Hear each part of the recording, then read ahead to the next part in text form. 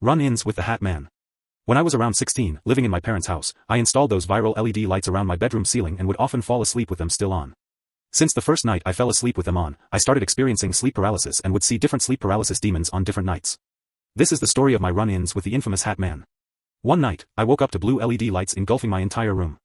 I usually sleep on my side, but this night I was on my back and immediately looked towards my bedroom door across from me that I always closed and locked every night before going to sleep.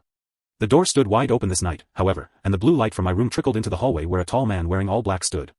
I tried to move, but as you know, in sleep paralysis, you can't move, and he didn't move either. The first night he just stood in my hallway, his hand was on my door handle but he didn't come inside the room. I couldn't make out very many of the man's features, but he had a bowler hat on and was smiling at me. If you've seen The Haunting of Hill House, he looked like the guy with the bowler hat and cane that floats around.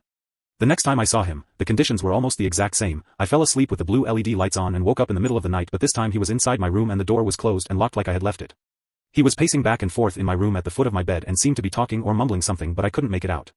I woke up before he finished his pacing. The third time I saw him, I fell asleep on my back with my right arm behind my head and woke up to the same blue LED light blinding me. I was relieved at first because I didn't see him in the room, but when I looked over to my right, over my arm, I saw him laying next to me on the bed. He didn't move this time, thank God, but just laid there, almost rigid. He didn't talk or make any noise, but I remember waking up after this one like you would in the movies, sitting up straight in bed and gasping and all that. During this time, I graduated high school and moved into a college dorm where my bed sat about 5 feet in the air and you could only access it by a ladder at the foot of the bed. I lived here for about 9 months and only had one sleep paralysis episode the whole time. It's still my last run-in with the Hat Man to this day. One night, sleeping on my back, of course, I woke up to him climbing up the ladder at the foot of my bed.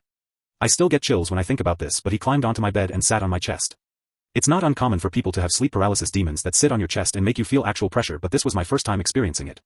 He was still smiling at me at the whole time, but his smile seemed much more menacing and I'll never forget the pressure I felt on my lungs. I live in an apartment now, it's about a year later and I haven't had any sleep paralysis since, but I'm house sitting for my parents right now and staying in my room with the blue LEDs, so who knows.